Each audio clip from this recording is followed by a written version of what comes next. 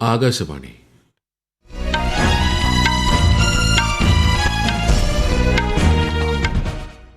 നമസ്കാരം. വാർത്തകൾ വായിക്കുന്നത് Sudheen Zainuddin.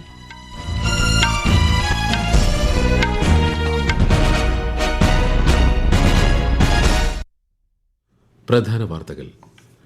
Jordan, Ethiopia, Oman എന്നീ രാജ്യങ്ങളിലേക്കുള്ള പ്രധാനമന്ത്രി നരേന്ദ്രമോദിയുടെ 4 ദിവസത്തെ സന്ദർശനത്തിന് തിങ്കളാഴ്ച തുടക്കമാകും. മണിപ്പൂരിന്റെ സമഗ്ര വികസനത്തിനും ജനങ്ങളുടെ ശാക്തീകരണത്തിനും കേന്ദ്ര സർക്കാർ പ്രതിജ്ഞാബദ്ധമാണെന്ന് രാഷ്ട്രപതി ദ്രൌപദി മുർമു. തീവ്ര വോട്ടർ പട്ടിക പരിഷ്കരണത്തിന്റെ 2ാം ഘട്ടത്തിനുള്ള സമയപരിധി 5 സംസ്ഥാനങ്ങളിലും ഒരു കേന്ദ്രഭരണ പ്രദേശത്തും പുനർനിശ്ചയിച്ച് കേന്ദ്ര തെരഞ്ഞെടുപ്പ് കമ്മീഷൻ. കേരളത്തിൽ തദ്ദേശ തെരഞ്ഞെടുപ്പിന്റെ 2ാം ഘട്ടത്തിൽ മികച്ച പോളിംഗ്. 2 ഘട്ടങ്ങളിലേക്കുള്ള വോട്ടെണ്ണൽ നാളെ. 30ാമത് കേരള അന്താരാഷ്ട്ര ചലച്ചിത്രമേളയ്ക്ക് ഇന്ന് തിരുവനന്തപുരത്ത് തിരിതെളി. പലസ്തീൻ 36 ഉദ്ഘാടന ചിത്രം. ഇന്ത്യ ദക്ഷിണാഫ്രിക്ക T20 പരമ്പരയിലെ 2ാമത്തെ മത്സരത്തിൽ ദക്ഷിണാഫ്രിക്കയ്ക്ക് 51 റൺസ് ജയം. വാർത്തകൾ വിശദമായി. ജോർദാൻ, എത്യോപ്യ, ഒമാൻ എന്നീ രാജ്യങ്ങളിലേക്കുള്ള പ്രധാനമന്ത്രി നരേന്ദ്രമോദിയുടെ 4 ദിവസത്തെ സന്ദർശനത്തിന് തിങ്കളാഴ്ച തുടക്കമാകും. സന്ദർശനത്തിന്റെ ആദ്യപാദത്തിൽ ജോർദാനിലെത്തുന്ന അദ്ദേഹം അബ്ദുള്ള 2ാമൻ രാജാവുമായി കൂടിക്കാഴ്ച നടത്തും. ഇന്ത്യ ജോർദാൻ ബന്ധത്തിന്റെ 75ാം വാർഷികം ആഘോഷിക്കുന്ന ഈ വേളയിൽ ഇരു രാജ്യങ്ങളും തമ്മിലുള്ള സഹകരണം ശക്തിപ്പെടുത്തുന്നതിനെക്കുറിച്ചും ചർച്ച ചെയ്യും. ഡിസംബർ 16-ന് ആദ്യമായി എത്യോപ്യയിലെത്തുന്ന ശ്രീ നരേന്ദ്രമോദി വിവിധ ഉഭയകക്ഷി ചർച്ചകളിലും പങ്കെടുക്കും. ഏകദിന എത്യോപ്യ സന്ദർശനം പൂർത്തിയാക്കി പ്രധാനമന്ത്രി നരേന്ദ്രമോദി ഈ മാസം 17-ന് ഒമാനിലെത്തും. മണിപ്പൂരിന്റെ സമഗ്ര വികസനത്തിനും ജനങ്ങളുടെ ശാക്തീകരണത്തിനും കേന്ദ്ര സർക്കാർ പ്രതിജ്ഞാബദ്ധമാണെന്ന് രാഷ്ട്രപതി ദ്രൌപദി മുർമു. ഇന്നലെ ഇംഫാലിൽ 1387 കോടി രൂപയുടെ വിവിധ വികസന പദ്ധതികൾക്ക് തുടക്കം കുറിക്കുകയായിരുന്നു രാഷ്ട്രപതി. സമീപകാല അക്രമങ്ങളെ തുടർന്ന് മണിപ്പൂരിലെ ജനങ്ങൾ അനുഭവിച്ച ദുരിതങ്ങളിൽ ആശങ്ക പ്രകടിപ്പിച്ച ശ്രീമതി മുർമു ആശങ്കകൾ പരിഹരിക്കുന്നത് കേന്ദ്ര സർക്കാരിന്റെ മുൻഗണനയായി തുടരുമെന്നും ഉറപ്പു നൽകി. I am aware of the pain that the people of Manipur have gone through following the unfortunate violence.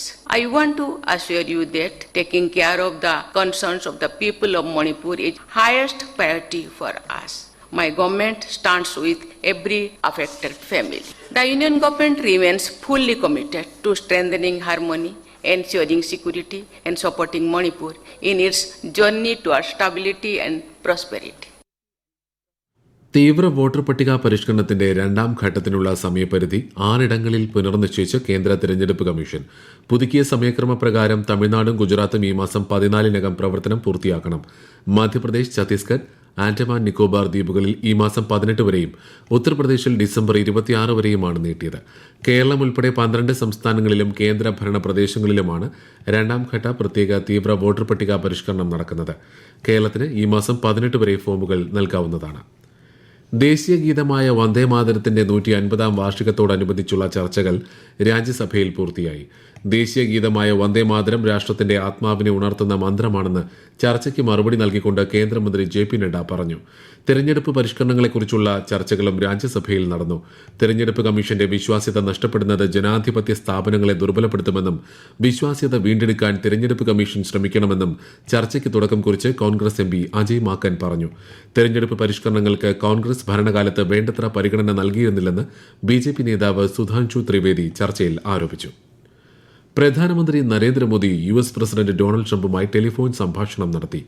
ഉഭയകക്ഷി ബന്ധങ്ങളിലെ പുരോഗതിയും പ്രാദേശിക അന്തർദേശീയ വികസനങ്ങളും സംഭാഷണത്തിൽ ചർച്ചയായതായി പ്രധാനമന്ത്രി നരേന്ദ്രമോദി സമൂഹമാധ്യമത്തിൽ കുറിച്ചു. സമസ്ത മേഖലകളിലും നാരീശക്തിയുടെ അഭൂതപൂർവമായ വളർച്ചയ്ക്ക് ഇന്ത്യ സാക്ഷ്യം വഹിക്കുകയാണെന്ന് കേന്ദ്ര വാർത്താവിതരണ പ്രക്ഷേപണ സഹമന്ത്രി എൽ മുരുകൻ. സ്ത്രീകളുടെയും ദിവ്യാംഗരുടെയും ശാക്തീകരണത്തെക്കുറിച്ച് ന്യൂഡൽഹിയിൽ മാധ്യമങ്ങളോട് സംസാരിക്കുകയായിരുന്നു അദ്ദേഹം. New Bharat is witnessing an unprecedented rise of Nari Shakti across every sector. Our Honorable Prime Minister has emphasized that the empowerment of women is the key to India's economy, growth and global standing. എല്ലാ NDA MPമാർക്കും പ്രധാനമന്ത്രി നരേന്ദ്രമോദി ഔദ്യോഗിക വസതിയിൽ ഇന്നലെ അത്താഴ വിരുന്നൊരുക്കി. ബീഹാർ നിയമസഭാ തെരഞ്ഞെടുപ്പ് വിജയത്തിന് ശേഷം നടക്കുന്ന NDA MPമാരുടെ ആദ്യ ഒത്തുചേരലാണിത്. രാജ്യവികസനത്തിൽ NDA സഖ്യകക്ഷികൾ ഒരുമിച്ച് പ്രവർത്തിക്കുമെന്ന് പ്രധാനമന്ത്രി സമൂഹമാധ്യമത്തിൽ കുറിച്ചു. മരുന്നുകളുടെ ഗുണനിലവാരത്തിനും പരിശോധനയ്ക്കും പൊതുവായ മാനദണ്ഡങ്ങൾ സ്ഥാപിക്കുന്നതിനുള്ള പ്രവർത്തനങ്ങൾ ഏകോപിപ്പിക്കുന്നത് ലക്ഷ്യമിട്ടുള്ള ധാരണാപത്രത്തിൽ ഇന്ത്യയും ലൈബീരിയയും ഒപ്പുവച്ചു. ലൈബീരിയയിലെ ഇന്ത്യൻ അംബാസഡർ മനോജ് ബിഹാരി വർമ്മയുടെയും ലൈബീരിയൻ ആരോഗ്യമന്ത്രിയുടെയും സാന്നിധ്യത്തിലാണ് കരാർ ഒപ്പിട്ടത്. 14 വയസ്സിന് താഴെയുള്ള പെൺകുട്ടികൾക്കുള്ള സ്കൂളുകളിൽ ശിരോവസ്ത്രം നിരോധിക്കുന്ന നിയമം ഓസ്ട്രിയ പാസാക്കി. പൊതു സ്വകാര്യ സ്കൂളുകളിലെ പെൺകുട്ടികൾക്കും നിരോധനം ബാധകമായിരിക്കും. നിയമലംഘനമുണ്ടായാൽ മാതാപിതാക്കൾക്ക് 150 മുതൽ 800 യൂറോ വരെ പിഴ ഈടാക്കും. ഈ വാർത്തകൾ ആകാശവാണിയിൽ നിന്ന്. ആകാശവാണി വാർത്തകളും വാർത്താ അധിഷ്ഠിത പരിപാടികളും all India radio news Thiruvananthapuram YouTube ചാനലിലും @all India radio news Thiruvananthapuram Facebook പേജിലും AIR ന്യൂസ് തിരുവനന്തപുരം ഇൻസ്റ്റഗ്രാം അക്കൌണ്ടിലും @AIR ന്യൂസ് TVM X ഹാൻഡിലും ലഭ്യമാണ്. കേരളത്തിൽ തദ്ദേശ തെരഞ്ഞെടുപ്പിന്റെ രണ്ടാം ഘട്ടത്തിൽ മികച്ച പോളിംഗ്. തൃശൂർ മുതൽ കാസർഗോഡ് വരെയുള്ള ജില്ലകളിലേക്ക് ഇന്നലെ നടന്ന തെരഞ്ഞെടുപ്പിൽ 76.08% പോളിംഗാണ് രേഖപ്പെടുത്തിയത്. 2 ഘട്ടങ്ങളിലായി നടന്ന തെരഞ്ഞെടുപ്പിൽ 14 ജില്ലകളിലെ ആകെ പോളിംഗ് ശതമാനം 73.69%. നാളെയാണ് വോട്ടെണ്ണൽ. സംസ്ഥാനത്തെ 244 കേന്ദ്രങ്ങളിൽ രാവിലെ 8 മണിക്ക് വോട്ടെണ്ണൽ ആരംഭിക്കും. തദ്ദേശ തെരഞ്ഞെടുപ്പിൽ സ്ഥാനാർത്ഥികളും രാഷ്ട്രീയ പാർട്ടികളും ഉപയോഗിച്ച പ്രചാരണ സാമഗ്രികൾ നീക്കം ചെയ്യണമെന്ന് സംസ്ഥാന തെരഞ്ഞെടുപ്പ് കമ്മീഷൻ.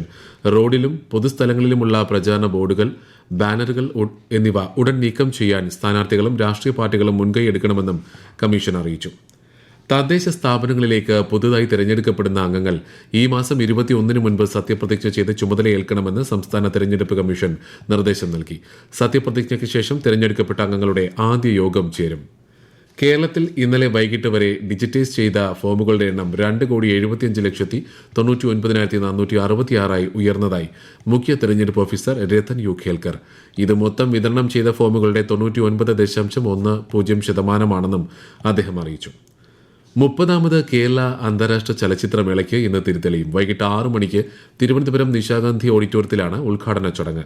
പലസ്തീൻ 36 ആണ് ഉദ്ഘാടന ചിത്രം. ആകാശവാണി ലേഖകൻ സ്മിതി M. പള്ളുരുത്തി തയ്യാറാക്കിയ റിപ്പോർട്ട്. തിരുവനന്തപുരത്തിന്റെ ഇനിയുള്ള 8 നാളുകൾ ചലച്ചിത്രമേളയുടേത്.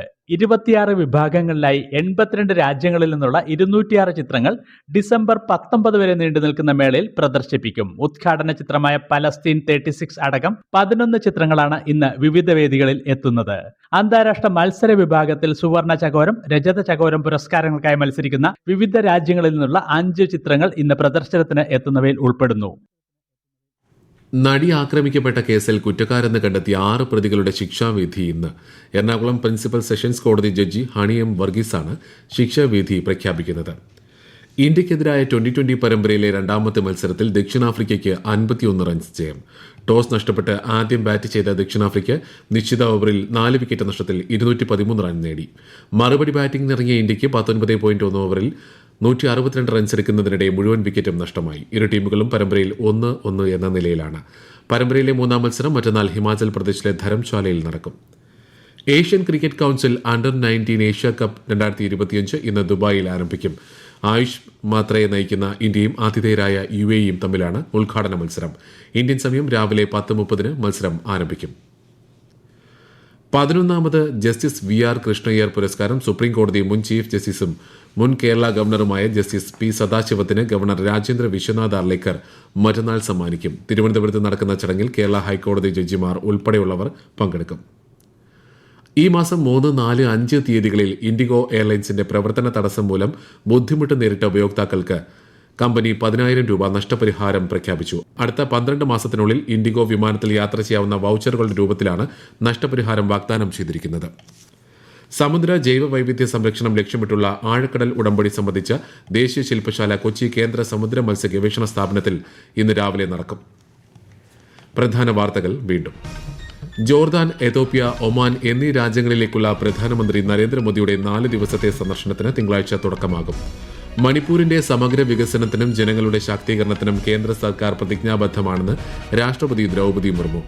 തീവ്ര വോട്ടർ പട്ടിക പരിഷ്കരണത്തിന്റെ 2ാം ഘട്ടത്തിനുള്ള സമയപരിധി 5 സംസ്ഥാനങ്ങളിലും ഒരു കേന്ദ്രഭരണ പ്രദേശത്തും പുനർനിശ്ചയിച്ച് കേന്ദ്ര തെരഞ്ഞെടുപ്പ് കമ്മീഷൻ.